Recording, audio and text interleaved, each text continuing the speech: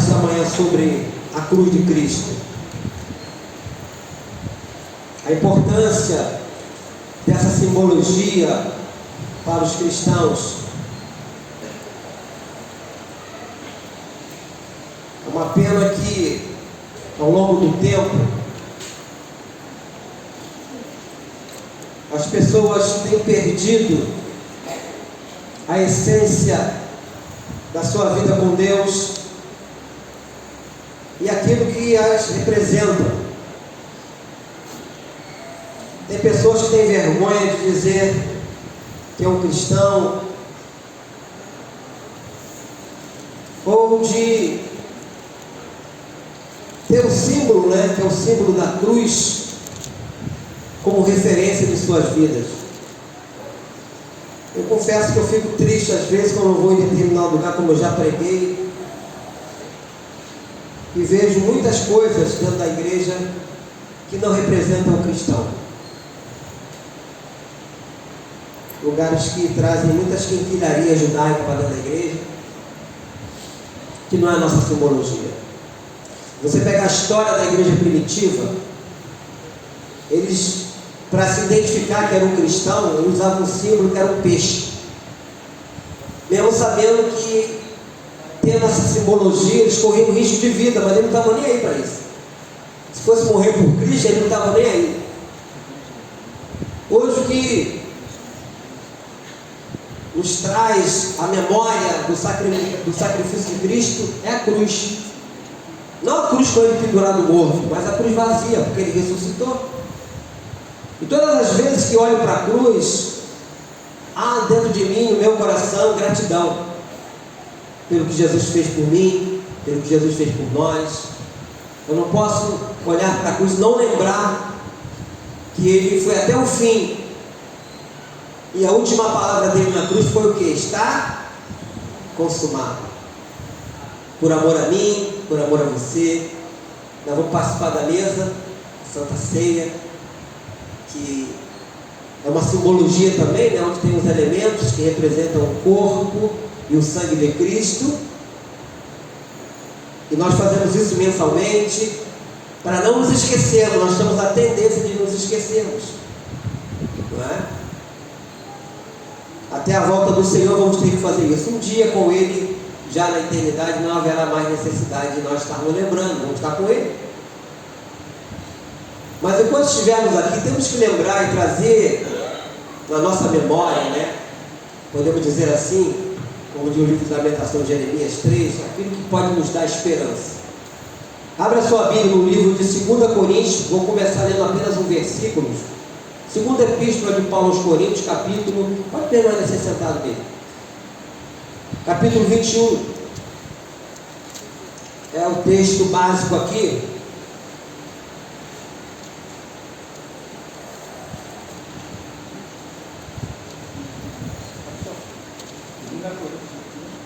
Segunda Coríntios, capítulo 5, versículo 21. Eu falei só 21? Não tem 21. 2 Coríntios capítulo 5, versículo 21. Diz assim: aquele que não conheceu o pecado, ele o fez pecado por nós, para que nele fôssemos feitos justiça de Deus. Pai Santo, eu te louvo e te bendigo por esse momento. Peço sabedoria, direção, que eu não venha acrescentar nada, Senhor, não tirar nada do que está escrito aqui, mas tudo que eu falar, tudo que eu fizer, seja para a honra e glória do nome santo do nosso Senhor Jesus Cristo. A definição da cruz foi dita por palavra de uma criança, que diz o seguinte: ela é uma escada pela qual, subindo degrau após degrau, um dia chegaremos aos céus. Uma criança falou isso. Então, como eu falei, a cruz é o símbolo da fé cristã. E repito, tenho dificuldade quando eu vejo muitas simbologia dentro de igreja que não tem nada a ver com a fé cristã. Tem com outras coisas, mas não com a fé cristã. A cruz não lembra o pecado. A serpente no deserto veio e foi levantada por Moisés por causa do pecado de Israel. Na cruz, Jesus tomou literalmente os nossos pecados, fazendo-se Ele mesmo pecado por nós, o que acabamos de ler aqui em 2 Coríntios 5, 21. E lá na cruz, Jesus cumpriu a sua missão, a qual inicia em uma profecia lá no Jardim do Éden, quando o homem peca. O homem desobedece a Deus e vem a sentença de que ele iria morrer. Mas ao mesmo tempo que veio a sentença, veio a válvula de escape. A profecia que já falava a respeito da vida de Cristo em Gênesis capítulo 3, versículo de número 15, que da mulher nasceria aquele que pisaria a cabeça da serpente. Já está anunciando Cristo. Em todo o Velho Testamento vinha apontando Cristo. Vem falando Cristo, homens, sacerdotes, profetas que tipificavam Cristo. Vou citar o Moisés. Moisés tipificava Cristo como? Como Salvador, como libertador, como o homem mais manso. A Bíblia fala que Moisés foi o homem mais manso da terra. Aí quando você vai para Cristo, lá em Mateus 11, no versículo 28, ele fala: vinde a mim todos vós, estáis cansados, sobrecarregados, eu vos aliviarei, tomai sobre vós o meu jugo e aprendei de mim, que eu sou o quê? Manso e humilde de coração. Então Moisés tipificava, então sempre apontando para Cristo, vários profetas, vários sacerdotes apontando para Cristo, mostrando Cristo o tempo todo. E por isso que eu tenho dificuldade de entender certos lugares que botam muita simbologia que não aponta para Cristo, aponta para muitas coisas, mesmo para Cristo. Trazem coisas do passado para dentro da igreja, aquilo ali também tipificava o que haveria de acontecer, como nós hoje aqui em Cristo. Tabernáculo. O que representa o tabernáculo? Dentro do tabernáculo havia uma arca que representava o que? A arca representava a presença de Deus. O tabernáculo, o lugar onde se colocava a arca. Hoje nós somos o tabernáculo de Deus, onde Deus habita.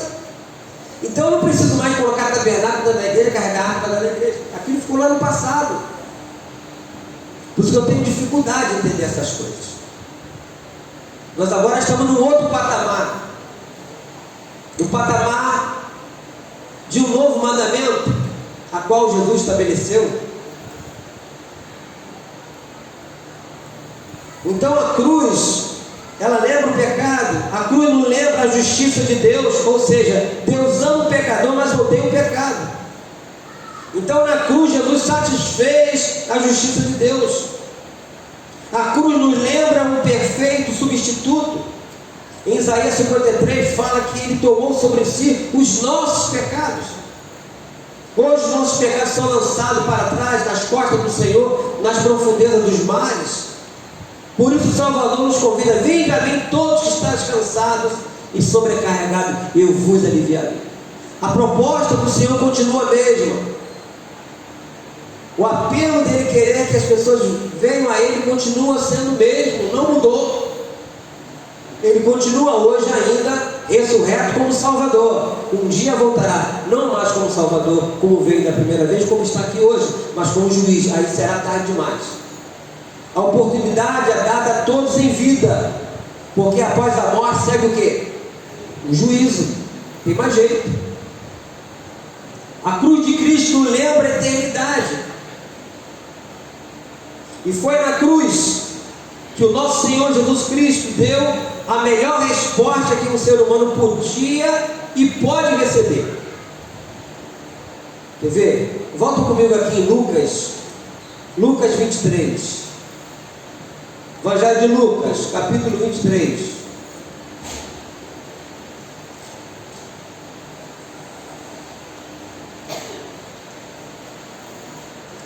Vou ler a partir do versículo de número 39. Lucas 23, onde Jesus estava crucificado com dois malfeitores, um à sua direita e outro à sua esquerda.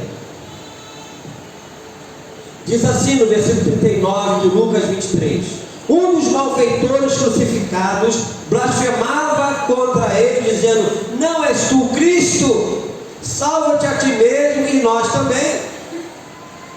Respondendo, porém, o outro, repreendendo, dizendo: nem ao menos teme a Deus, estamos sob igual sentença? Nós, na verdade, com justiça, porque recebemos o castigo que nossos atos merecem, mas este nenhum mal te fez. Nenhum mal fez. E acrescentou: Jesus, lembra-te de mim quando vieres no teu reino. Vamos ler junto aí, todo mundo, 43. Jesus lhe respondeu: em verdade te digo, que hoje estarás comigo no paraíso. Aleluia! Hoje. Ele não falou amanhã, depois, quem sabe talvez. Ele falou hoje. Então foi na cruz que ele deu a melhor resposta que o ser humano podia e pode receber. Por isso nós olhamos para a cruz e sermos gratos a Deus. E tê-la como símbolo da nossa salvação, da nossa redenção, porque foi lá na cruz. Foi na cruz que ele se entregou por nós, que ele sofreu por nós. Foi na cruz que ele sentiu dores, porque ele foi pregado na cruz. Suas mãos foram pregadas, seus pés. Foi na cruz que o soldado enfiou a lança no seu abdômen ali. Então a cruz aponta para cima, para Deus, para a eternidade. A cruz nos lembra, ou nos faz lembrar, que não somos apenas matéria, temos uma alma. Nosso corpo um dia ressuscitará. Existe um futuro de tristeza e tormento para aqueles que rejeitaram o grande sacrifício de Jesus, mas de paz, alegria e gozo para aqueles que aceitaram Cristo como seu único, suficiente e bem-amado Salvador, o nosso Senhor Jesus. Somente em Cristo o coração do homem está capacitado para enfrentar a eternidade. Normalmente quando eu ministro em sepultamento eu falo sobre isso, não essa mensagem aqui. Que essa morte aqui é a morte física, ninguém escapará dela, é a primeira morte. Mas existe a segunda morte, que é a morte eterna. Você pode, em vida, não querer passar por ela. É fazendo aliança com Cristo. E nessa morte chamada de morte eterna, é necessário para as pessoas não passarem por ela, ter o seu nome escrito no livro da vida. Porque se o seu nome não estiver escrito no livro da vida, você vai ter que enfrentar essa segunda morte, chamada de morte eterna, mas sofrimento eterno. E a Bíblia fala que haverá o que? Choro e o que mais? Ranger de dentes. Qualquer dorzinha que nós sentimos hoje, nós queremos logo aliviar, tomar uma injeção, tomar um analgésico, qualquer coisa. Você quer se livrar da dor, de que for a dor. Mas a dor da morte eterna não haverá mais escapatória. Por isso nós pregamos o Evangelho. Jesus veio para nos livrar da era de dor. Jesus não veio para melhorar a minha vida, me dar carro novo, casa nada, esquece isso. Quem faz isso está falando errado. Está pregando outro Evangelho, não a verdade de Cristo. Jesus veio para destruir as obras de Satanás. E a obra de Satanás é justamente afastar o homem da presença de Deus, como isso começou lá no Jardim do Éden. A obra de Satanás é fazer com que nós não estejamos nesse critério de olharmos para a cruz, reconhecer o sacrifício de Jesus e tê-lo como nosso único e suficiente Salvador. E a partir de então, fazemos parte da família de Deus. Então Satanás vai fazer de tudo. Por isso que eu sempre falei na igreja que a maior vitória do cristão é quando ele morre. Que isso, pastor? É verdade. Depois que o cristão morre, Satanás não pode fazer mais nada, perdeu. Porque nós combatemos o bom combate, completamos a carreira e guardamos a fé. Não tem mais nada, Satanás não pode fazer mais nada. Mas em vida, mesmo sendo pastor, bispo, seja lá o que for, nós corremos risco de nos afastarmos, de nos distanciarmos da presença de Deus, de esquecermos do sacrifício na cruz de Jesus. Isso vai acontecendo paulatinamente, as pessoas vão se esfriando, mas é assim mesmo, Satanás ele é sargado, ele vai oferecendo as iguarias deste mundo, a porta larga deste mundo, as pessoas vão se distanciando e vão indo, quando vê já era. O dia e a hora da nossa partida desse mundo nós não sabemos, mas temos que estar preparados para a volta do Senhor, e o dia que Ele nos chamar. A cruz de Cristo nos lembra fraternidade. A cruz de Cristo nos lembra o grande amor de Deus. Um pouquinho mais adiante aí, Romanos 5:8, todos conhecem, mas eu quero ler com os irmãos. Romanos capítulo 5, no versículo 8.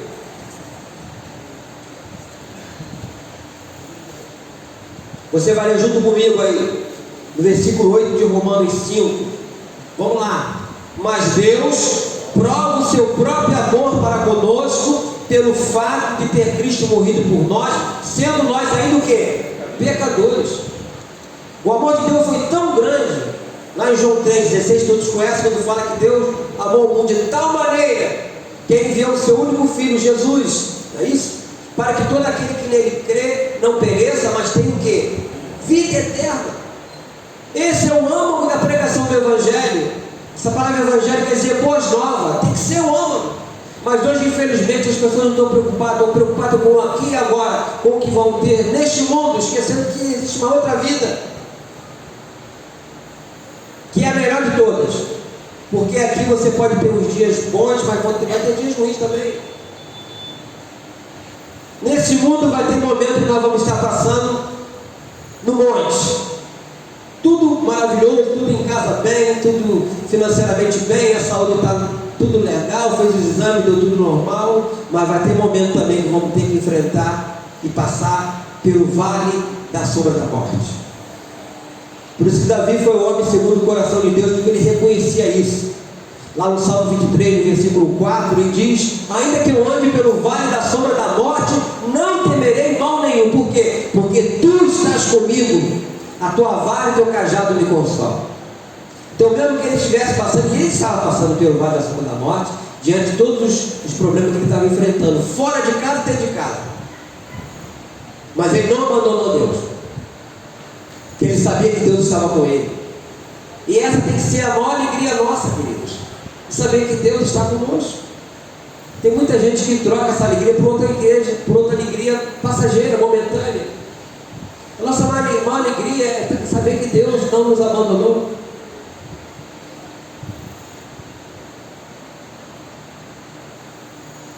Volta um pouquinho aqui em João 15, 13.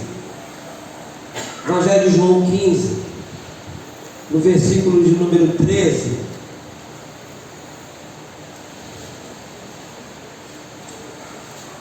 Jesus, ele, nos ensinamentos que ele dava aos seus discípulos, ele era fantástico, né? Naquilo que era ensinado.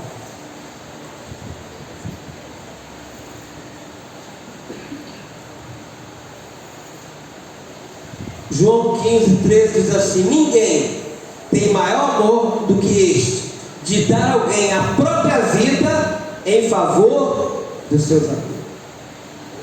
Por que ele falou isso aqui? Porque antes ele disse para o seu discípulo: não vos chamo mais de servos, mas de quê?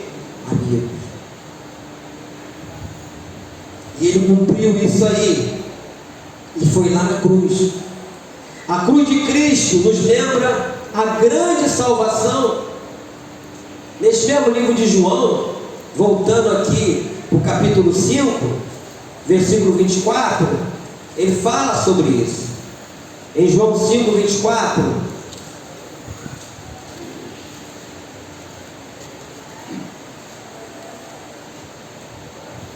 diz assim no versículo 24 de João 5: em verdade vos digo, quem ouve a minha palavra e crê naquele que me enviou, tem a vida eterna, não entra em juízo, mas passou da morte para a vida. Aleluia! Louvado seja o nome do Senhor. É interessante porque quando nós observamos aqui a frase, como quem ouve a minha palavra e crê naquele que me enviou tem. Ele não falou terá, ele fala tem. Então, a partir do momento, meu irmão, minha irmã, que você se rendeu a Cristo e passou a tê-lo como seu único e suficiente Salvador, você tem a vida eterna garantida.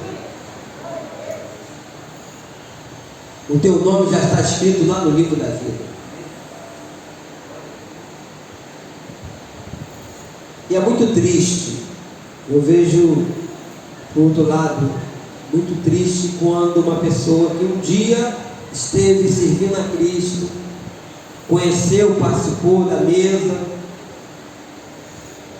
foi discipulada, doutrinada, ensinada, recebeu muitas orações de muitas pessoas, depois deu um tchau para o Senhor. Abra comigo no livro de Jeremias, capítulo 17. A Suane vai colocar em cima.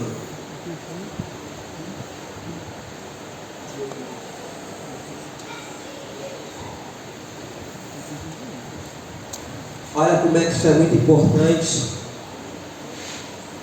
E se você está em Cristo, nunca o abandone.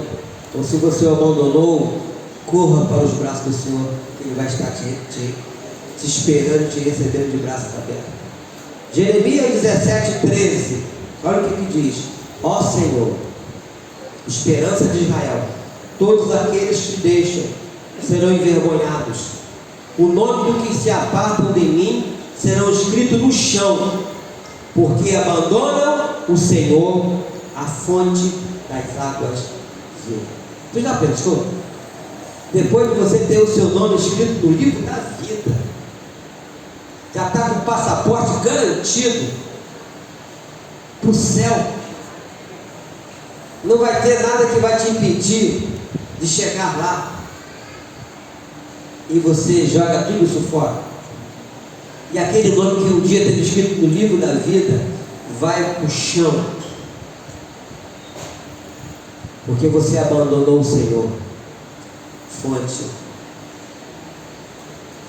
das águas da vida.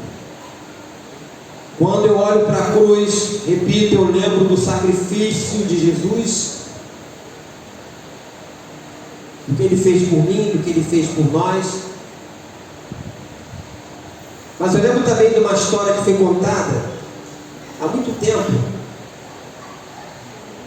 de que um jovem soldado estava condenado à morte, teria a sua execução à tarde, depois do pôr do sol, ao badalar do velho sino da igreja. A sua noiva tudo fez para salvá-lo, mas tudo foi em vão. Momentos antes do velho sacristão tocar o sino, a jovem noiva sobe a torre mais alta e agarra-se fortemente ao badalo do sino. O velho sacristão já estava preparado para dar o sinal, e ao peso do seu corpo sobre a corda, o sino move-se violentamente de um lado para o outro. A jovem heroína agarrada não permite que o sino dê qualquer sinal. No movimento do sino, era levada de um lado para o outro, estando a pique de ser lançada em terra, tais os seus sofrimentos e cansaços. Finalmente o sacristão velho e surdo, julgando ter cumprido o seu dever, retira-se cabisbaixo, enquanto a moça desce precipitadamente e corre como louca ao lugar do suicídio. E aquele homem que tinha dado a ordem para a execução, lá estava de pé, sem compreender o silêncio, quando veio aproximar-se o vulto de uma jovem maltrapilha, toda arranhada, as mãos feridas, o peito arquejante de cansaço, tristeza, no olhar suplicante, cheio de esperança, e que tudo explica. Este homem compadecido a contemplar aquele quadro de amor e desespero, desespero de uma alma profundamente angustiada, diz com lágrimas nos olhos: vai, teu amado ver, o sino não tocará mais. O que Jesus fez por nós foi muito mais do que essa jovem fez. Essa jovem fez em prol do seu amado único. O que Jesus fez foi em prol de muitos. Não foi só de uma pessoa, foi de muitos. E nós aqui estamos enquadrados nesses muitos. Quando ele faz a oração sacerdotal, todos conhecem a oração sacerdotal de Jesus, lá em João 17.